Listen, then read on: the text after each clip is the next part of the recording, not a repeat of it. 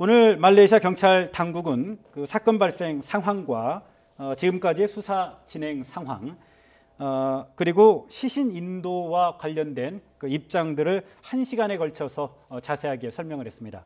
기자들과 직접 질의응답까지 가졌는데요. 지금부터 그 출연자 모시고 자세한 내용 한번 되짚어 보도록 하겠습니다.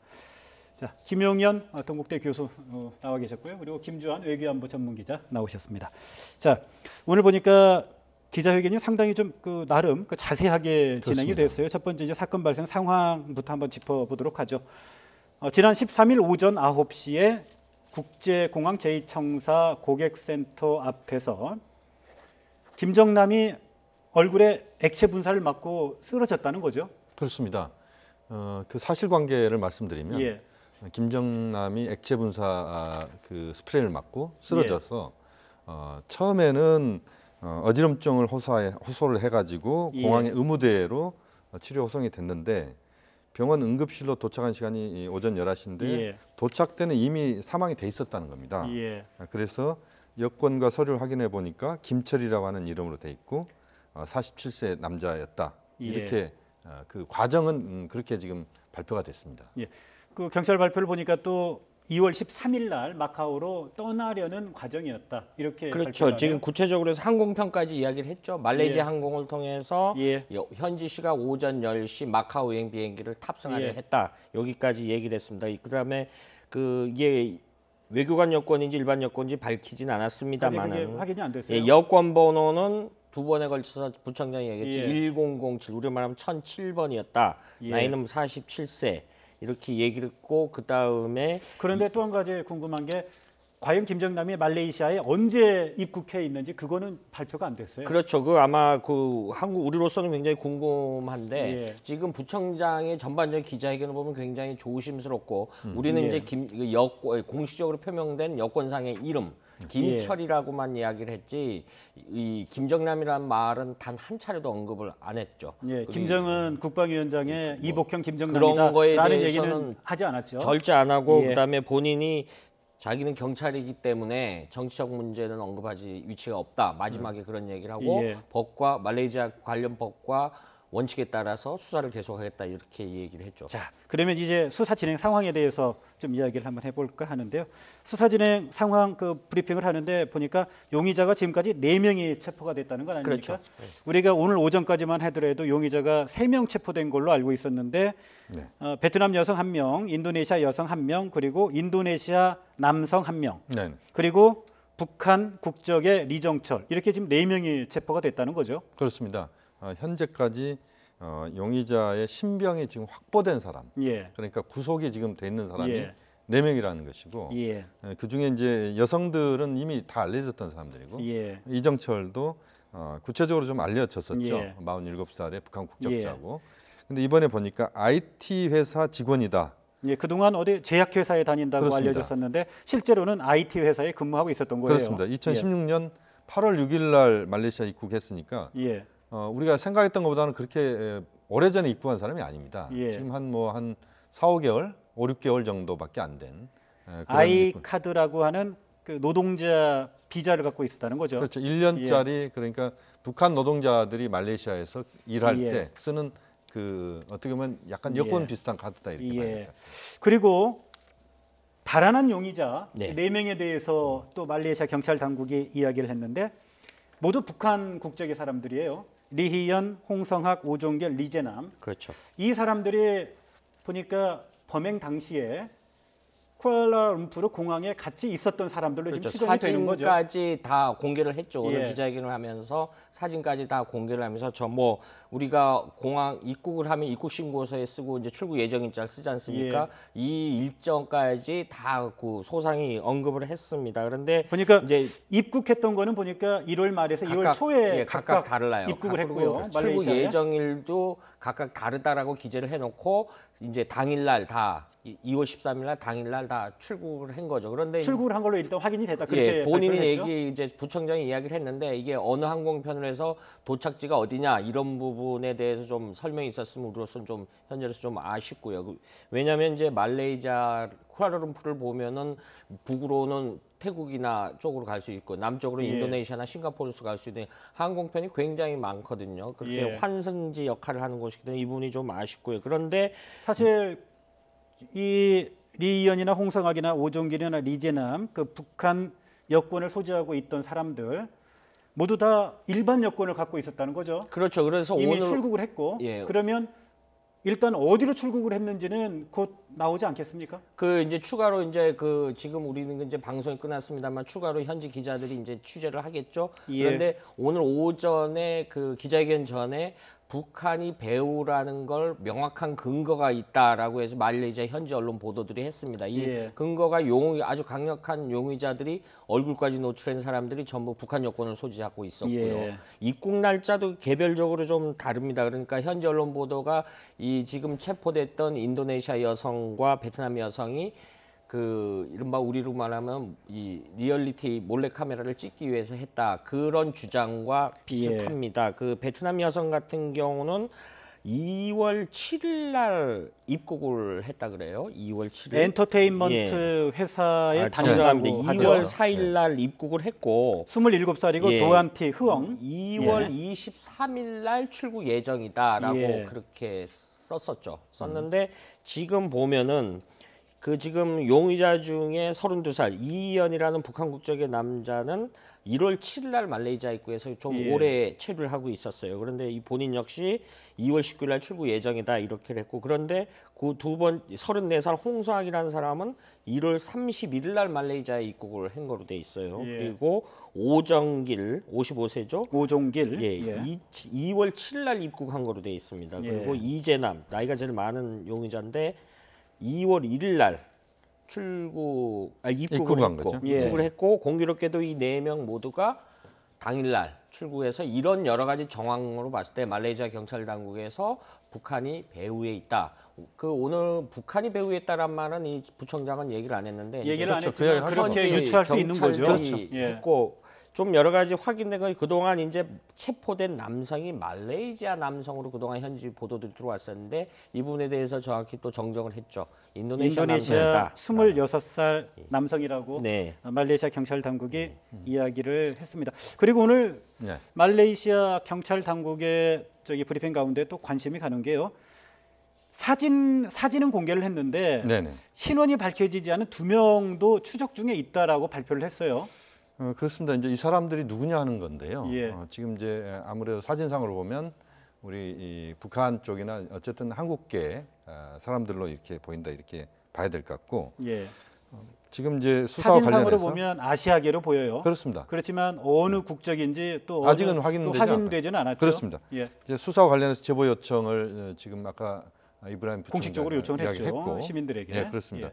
근데 아까 이제 용의자 4명을 이야기를 우리가 쭉 했는데, 그러니까 출국한 용의자들이죠. 이 사람들이 보면 리희연, 홍성학이 30대고 오종길, 이재난이 50대입니다. 55세, 57세, 이재난이 57세인데 아마 이희연, 홍성학은 좀 더 그 행동 대원일 가능성이 높다. 그러니까 말레이시아 입국도 더 가장 빨리 빨랐어요. 리이언하고 홍성학이 32살, 34살인데 그렇습니다. 가장 빨리 말레이시아에 지금 들어온 곳으로 돼 있어요. 그리고 오종길과 리제남은 50대인데 좀 나중에 입국을 했단 말입니다. 그러니까 앞에 이 리희연, 홍성학은 좀 먼저 들어와서 사전 정지 작업을 하고 또 여러 가지 그 김정남의 행선지랄지 또 김정남의 동선이랄지 이런 것들을 좀 밀착 마크하면서 좀 확인하는 그런 절차들을 밟았을 리정철과 접촉해서 그런 사전 그 준비 작업들을 했겠죠. 그렇죠. 그럴 가능성이 높고 그다음에 오종길, 이재난 같은 경우는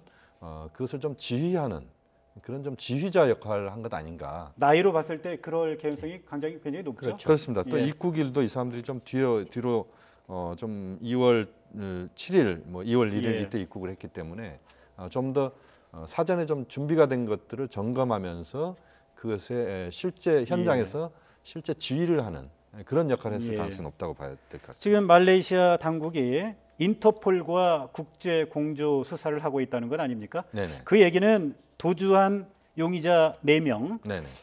지금 어디에 있는지, 어디에 도착해 있는지, 그 다음 행선지가 어딘지 이런 부분들에 대해서 지금 공조 수사를 하고 있다. 이렇게 봐야 지금 되겠죠? 그렇게 인터폴 요청을 했는데 예. 북한 국적이 북한이 인터폴 회원국이 아닙니다. 예. 이런 부분에 좀 우리가 좀 눈여겨봐야 되고요. 그래서 이 지금 공교롭게도 이제 정황상 중간에 기착지가 있고 경유지가 있어 이런 부분에 이제 예. 관련국들이 충분히 협조를 하리라고 봅니다. 하지만은 이제 예. 최종 목적지가 평양이었다라고 예. 하면 이제 그때부터 수도사는 벽에 부딪힐 가능성이 높다 이렇게 볼 수 있죠. 지금 보면은 사건 발생이 13일이고 예. 오늘이 19일입니다. 그러니까 일주일 벌써- 정도가 흘렀죠. 그렇습니다. 6일 정도 흘렀고 예. 13일 당일날 이 사람들이 그 사건 현장에서 바로 옷을 갈아입고 출국을 해버렸기 때문에 예. 아마 말레이시아 당국은 어느 나라로 출국했는지는 아마 알 겁니다. 만약에 비행기를 탔다면. 예. 알고 있지 않겠습니까? 그렇습니다. 아는데 예. 이제 공개할 수가 없죠. 왜냐하면 예. 외교적 문제가 발생할 예. 수도 있고 아직 그 사건들의 어떤 그 전개 과정에서 정리가 좀 덜 됐기 때문에 예. 그렇다고 만약 봐야 이 될 사람들이 북한으로 돌아가려고 한다면 것 같습니다. 네. 현재 동남아시아 주요 국가에서 북한과의 직항편이 있는 곳이 중국밖에 없지 않습니까? 말레이시아가 있습니다. 말레이시아가 직항이 있습니까? 근데 이 상주 공간도 말레이시아는 평양에 상주 공간을 갖고 있고 1970년대 중반에서 북한이 느끼는 굉장히 친북 국가의 하나이기 때문에 이 사람들이 또 이렇게 입국이 가능했던 거는 양측 비부자 30일 동안 무비자 체류가 가능합니다. 네. 그렇다면 그날 당일날 북한으로 가는 직항 항공기는 없었던 거죠? 그거는 현재 현재로서는 이제 보도는 없지만- 확인을 해봐야 될 부분인데 이제 이 국내에서 확인은 좀 확인하기가 좀 아마- 잘 안 되는 부분이고요. 아마 그 북한과 말레이시아의 항공편은 예. 매일 있는 항공편은 아닐 매일은 겁니다. 아닙니다. 그렇죠. 왜냐하면 예. 지금 말레이시아에 가 있는 북한의 노동자들이 그렇게 많지 않기 수천 명 때문에. 단위가 예. 안 되거든요. 예. 또 말레이시아가 거점인 건 확실합니다. 북한의 예. 해외 공작의 거점인 건 확실한데 예. 그렇게 항공편이 원활하다 이렇게 보기는 어렵고 예. 아마 중국을 통해서 바로 만약에 당일날 북한으로 들어가 버렸다. 예. 아니면 13, 14일 날 정도에 들어가 버렸다 그러면 그 상황은 아마 지금 정확하게 그들의 존재가 북한으로 가버렸을 가능성도 예. 배제할 배제할 수 수는 없는 없다. 거죠. 그렇습니다. 그러니까 오늘 브리핑 내용을 들으면서 궁금증이 하나 생기는 게 북한 국적의 북한 여권을 가진 용의자 4명이 말레이시아 쿠알라룸푸르를 떠났는데 어디로 떠났는지 금방 확인이 될 텐데 그거를 얘기를 안 했어요. 그러니까요. 뭔가 좀 얘기하기 곤란한 민감한 문제가 있을 수 있겠다라는 게 이제 추측이 되는데요. 그저께 말레이시아 부총리가 기자회견을 자청을 했죠. 그래서 예. 이런 전반적으로 이야기를 하면서 이 사건이 양국 관계에 훼손되지는 않을 것이다 이렇게 얘기를 이게 했습니다. 북한을 향한 뭐 그렇죠. 발언이라고 봐야 양측의 그러니까 예. 여기서 양국 관계라는 건 말레이시아의 북한과의 관계를 얘기했죠. 그러니까 지금 이 부청장도 하면 일관되게 우리가 궁금하면 김정남이라는 표현도 안 하고 표면적으로 공식적인 표현을 몇 번 강조를 하면서 김철이라는 사람이라고만 강조를 했죠. 예. 자, 그리고 말레이시아 경찰 당국이 오늘 김정남 시신 인도와 관련된 그 네네. 원칙도 이야기를 했어요. 그렇습니다. 내용을 보니까 가족과 친척이 말레이시아에 직접 와서 확인해야 한다. 네. 그렇지 않으면 시신을 넘기거나 처분할 수가 없다. 이런 이야기를 했어요. 지금 그 부분에 대해서 데스 넘버 원 우선순위다라고 몇 차례 얘기를 했죠. 하면데 공교롭게도 지금 말씀하신 거죠. 그 가족이나 친지가 시신 확인을 해줘야 된다라고 했는데 지금까지 요청 온 건 없다. 그러니까 이 이야기는 사실 유족이 시신과 관련해서는 그 유족의 권리가 우선이다. 네네. 또 한 가지는 북한 당국에 김정남의 시신을 임의로 넘기지는 않겠다라는 뜻으로 봐야 되지 않을까요? 그렇습니다. 지금 말레이시아 당국의 의지는 확고하다 이렇게 봐야 될 것 같습니다. 예. 그걸 지금 몇 번 강조가 있는데 예. 시신을 북한은 넘기지 않겠다는 것은 결국 지금 유가족들이 우선적으로 접견해야 된다. 예.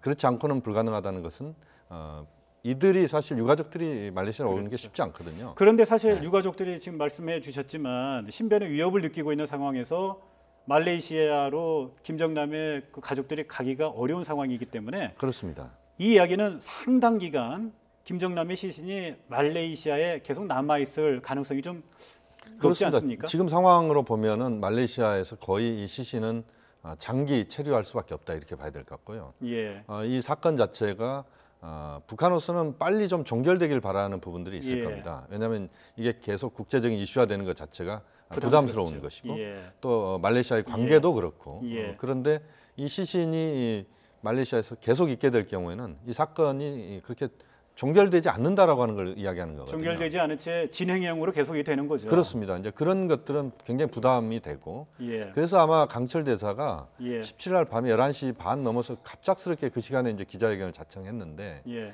굉장히 이례적으로 저희가 봤습니다. 왜 그 이 시간에 나와서 이 기자회견을 할까? 그것도 강하게 시신을 달라고 네. 그러고 그게 아마 말레이시아 당국이 유족에게 우선권이 있고 북한에게는 넘길 수 없다 이야기를 하기 때문에 거기에 대한 반발로서 예. 그 평양의 훈령을 받고 그대로 거기에서 강한 반발을 한 것이 아닌가. 강철 대사가 아주 외교과에서는 그 쉽게 쓰기 힘든 아주 거친 언사를 그렇죠. 썼죠. 뭐 양국 관계 파탄 뭐 이런 이야기까지 그렇게까지를 하고요. 하고 그다음에 굉장히 입에 담지 못할 사실상 예. 그런 얘기도 많이 했다라고 합니다. 예.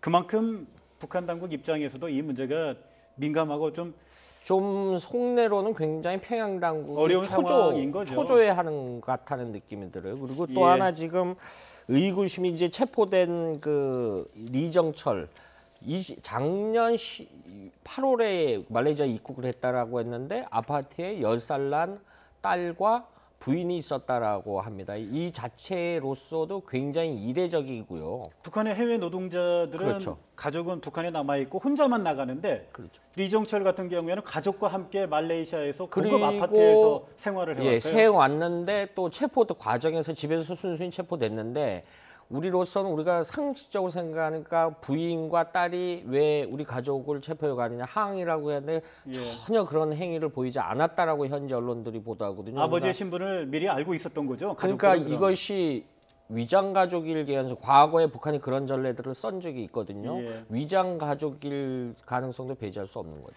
지금 또 의문점 가운데 하나가요. 네. 과연 리정철이 범행한 이후에 나머지 4명은 다 도주를 했는데 왜 도주하지 않고 리정철만 남아 있었을까? 그 얘기는 리정철이 과연 완전 범죄에 대한 확신이 있어서 그랬는지 네. 아니면 자신이 남아 있는 게 사건 수습에 더 도움이 될 것이다 이렇게 생각을 했던 것인지 이게 참 궁금합니다. 그러니까 이정철은 왜 도망 안 갔을까? 예. 그러니까 나머지 사람들은 용의자들은 바로 그냥 공항에서 현장에서 바로 그렇습니다. 도주를 했는데 그런데 이제 리정철의 역할이 예. 우리가 생각했던 것보다 그렇게 크지 않을 수도 있다. 그러니까 핵심적인 역할은 도주한 4사람이 역할을 한 거고 예. 리정철은 그들의 어떤 편의를 봐주거나 또는 그 예. 과정에서 간접적으로 개입되어 있는 상황에서 자신은 그렇게 도주하지 않아도 무사할 것이다. 이렇게 그런데 생각했을 가능성이 있을 것 같고요.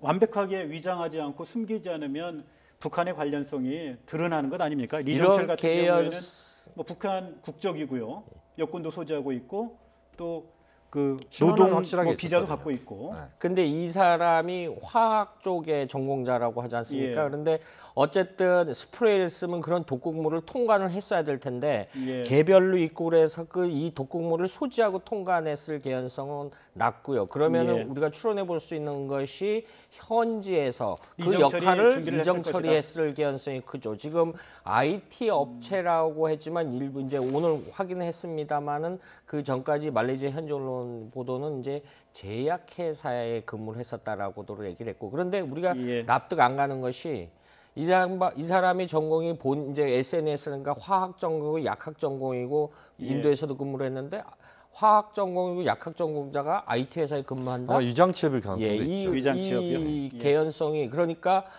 북평양 당국이 말레이시아에 그 암약하도록 그 심어둔 고정간첩일 개연성이 굉장히 높은 거죠. 그러니까 현재 상황으로 보면 만약에 이정철이 양리 전문가라고 한다면 예. 말씀하신 것처럼 공항에서 검색대를 통과하는데 이 액체나 이런 것들은 통과가 사실상 불가능합니다. 우리 그렇죠. 뭐 많이 예. 나가보지만 예. 그렇게 보면 아마 현지에서 뭔가 조달을 했을 예, 말레이시아에서 그것을 조제하거나 또는 그 전문가이기 때문에 그 4명의 용의자와 또 2명의 여성에게 이런 그 사용법이랄지 또 이것들이 어떤 수준에서 사용해야 치사가 된달지 이런 것들을 직간접적으로 좀 알려주는 역할을 했을 수도 있다. 지금 오늘 그 언급은 없었습니다. 이정철을 체포하게 된 계기가 그 인근 그 공항 내 식당에 앉아 있었고 이동 모습이 그 촬영이 됐다라는 거 아닙니까? 그리고 이제 접선을 하기 위해서 말레이시아 당국자들이 잠복을 해서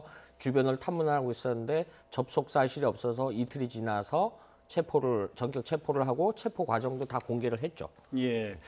자, 여기에서 그 말레이시아 현지에 있는 그 YTN 그 취재진 연결해서 그 현장 상황 한번 알아보도록 하겠는데요. 자, 조태영 기자.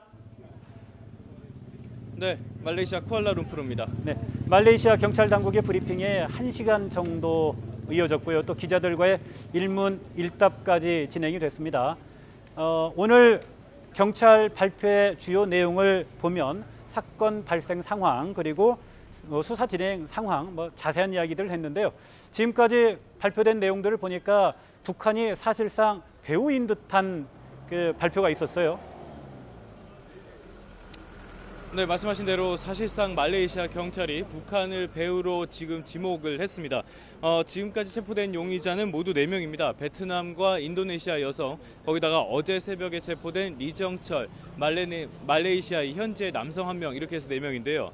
여기에 북한 이 사건에 연루된 북한 용의자가 모두 5명이라고 밝혔습니다. 리정철 외에 리지현, 홍송학, 오종길, 리재남 이렇게 4명이 더 언급이 됐는데요. 리종철 외에는 이 사건이 발생한 뒤에 바로 말레이시아를 벗어난 것으로 파악됐다고 설명했습니다. 또 리지우 등 북한인 3명 역시도 연루자로 추적하고 있다고 밝혔습니다. 이 가운데 외교 여권을 소지한 사람은 없다고 밝혔는데요. 경찰은 이 배후가 누구냐고 묻는 말에 북한이라고 명시를 하지 않았지만은 연관자들이 모두 북한 국적이다 이렇게 말해서 사실상 북한이 이 배후에 있다는 점을 시사하기도 했습니다.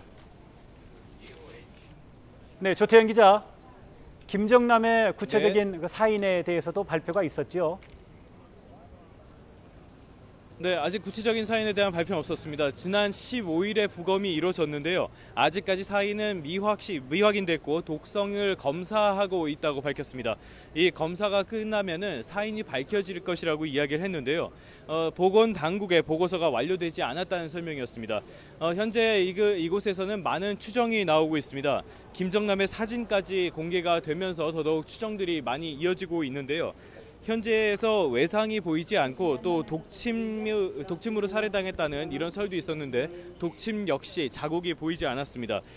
리정철이 화학과 과학을 북한에서 전공했었다는 소식이 이어지면서 이 리정철이 독극물 제조에 직접적으로 연관된 것이 아니냐 이런 이야기도 있었는데요. 오늘 경찰 발표에서 이 내용은 없었고요. 현재 독극물 전문가의 인터뷰 내용을 인용을 하자면은 이번 그 사령된 독극물은 좀 새로운 물질로서 검출이 어렵지 않냐 이런 소견을 밝히기도 했습니다. 네, 조태영 기자. 시신 인도 문제와 관련된 말레이시아 경찰 당국의 입장 발표도 있었죠. 네, 단도직입적으로는 유족의 우선권이 있다. 따라서 북한 당국보다는 유족에게 건네겠다. 이런 뜻을 밝혔습니다. 다만 이 밝히기 위해서는 가족이 직접 이곳을 와야 된다. 이렇게 설명을 했는데요. 지금까지 시신 인도를 문제를 놓고 북한과 그 유가족 측이 상당한 줄다리기를 벌여왔습니다. 북한이 관할권을 들어서 김정남의 시신을 북한으로 보내야 된다고 강조를 했고요. 반면에 가족들은 상당히 북한에서 어려움을 겪었던 만큼 인권 차원에서 가족들에게 넘겨줘야 한다면서 대립을 하기도 했습니다. 이 가운데 최근에는 김정남의 2번째 부인으로 알려진 이혜경 씨가 말레이시아 현지에 있는 중국 대사관에 협조를 요청을 하기도 했습니다. 이에 따라서 상당 기간 줄다리기가 이어질 수 있다는 전망이 나왔었는데 일단 말레이시아 경찰은 유족들의 손을 들어준 모습입니다. 네, 조태영 기자. 오늘 기자회견장에 전 세계에서 온 그 많은 그 기자들이 있었는데요. 또 한 가지 궁금한 게 거기에 혹시 북한 관계자들이 있었는지 궁금하네요. 네, 일단 현장에서 북한 관계자들이 있었는지 명확하게 확인이 되지는 않고 있습니다. 일단 한국 취재진들은 여러 명이 보였는데요. 모두 다 파악할 수가 없었기 때문에 그 부분은 명확치 않습니다. 일단 아직까지 북한에서 나온 입장은 따로 없습니다. 다만 북한이 반발을 할 것은 불보듯 뻔한 사실 같습니다. 얼마 전에 강철 북한 대사가 김정남의 시신이 안치된 이곳 쿠알라룸푸르 종합병원을 찾아오기도 했었는데요. 협의 없이 부검했다는 점에 문제를 삼으면서 시신도 즉각 인도해야 한다는 점을 강조하기도 했습니다. 그러면서 부검 결과도 인정할 수 없다 이렇게 강조를 했었습니다. 이번 경찰 발표를 보면 사실상 북한을 배후로 지목한 것이나 다름없는데요.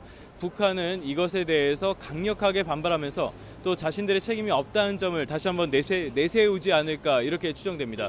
또 김정남의 시신 역시 유가족이 아닌 북한으로 와야 된다는 점도 강조할 것으로 보입니다. 지금까지 말레이시아 쿠알라룸푸르에서 YTN 조태현입니다.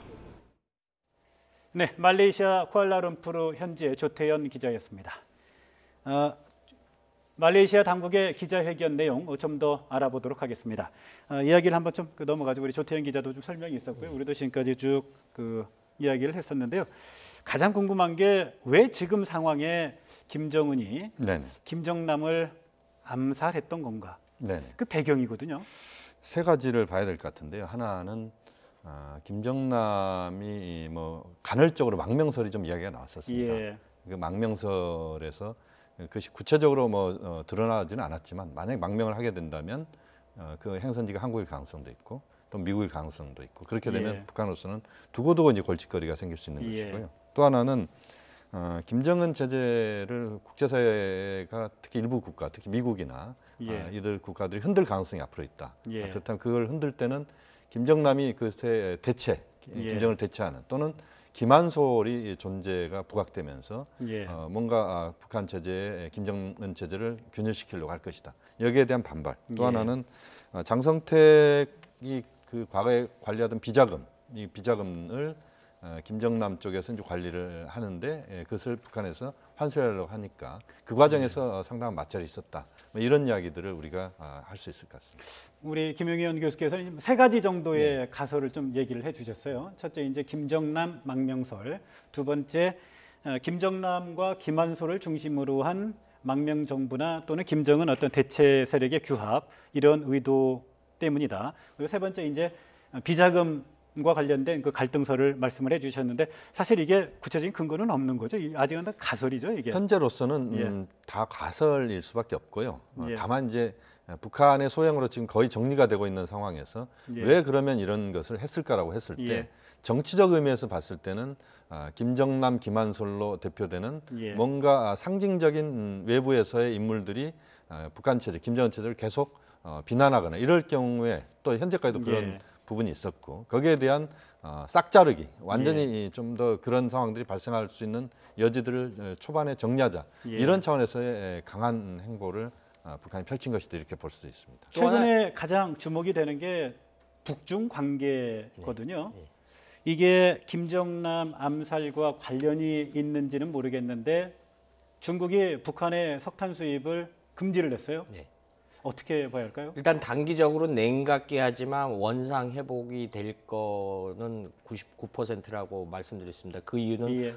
중국에 있어서 북한은 한반도 안정 우선 이거를 대체할 어느 곳도 없습니다. 그리고 예. 오늘 뭐 당장 어제 발표를 오늘부터 12월까지 상무부가 석탄 금지하는데 공교롭게도 오늘 또 발표를 하나 했습니다. 예. 중국 훈춘과 나진과 중국 닝보를 하는 해운로를 다시 5년 만에 허가를 해줬습니다. 예. 이런 부분이 있기 때문에 굉장히 우리로서는 좀 압박을 했으면 좋겠는데 쉽지 않을 예. 거라는 개연성이 크죠. 예, 그렇군요.